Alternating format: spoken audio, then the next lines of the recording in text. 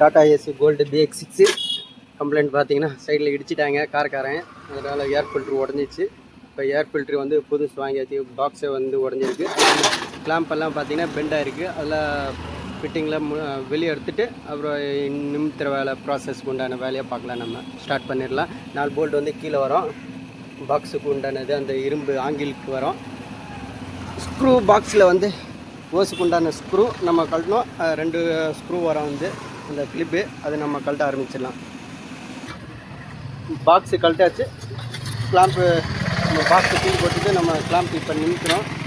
Clamp நல்லா தான் இருக்குது, பிரச்சனை இல்லை, டேமேஜ் இல்லாமல் முடிஞ்ச அளவுக்கு நிமித்திட்டு ஃபிட் பண்ண ஆரம்பிச்சிடலாம். ஃபஸ்ட்டு நிமித்துற வேலையை பார்ப்போம். ஓஸில் இருந்து கிளிப்பெல்லாம் வெளியே எடுத்தாச்சு. இது கொஞ்சம் மேலே தூக்கணும், ஏன்னா கீழே இறங்கியிருக்கு.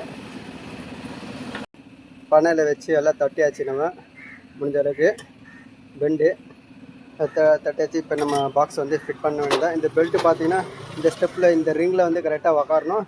அதே மாதிரி இந்த ஓஸ் வந்து கீழ் டவுன் நோக்கி இருக்கணும். மேல் ஓஸு சென்ட்ரு தான். எல்லாமே ஃபிட் பண்ணியாச்சு. ஏர் ஃபில்ட்ரு மாட்டியாச்சு. கிளிப்பெல்லாம் டைட் பண்ணியாச்சு. அசம்பிளி பக்காவாக உக்காந்துருக்கு.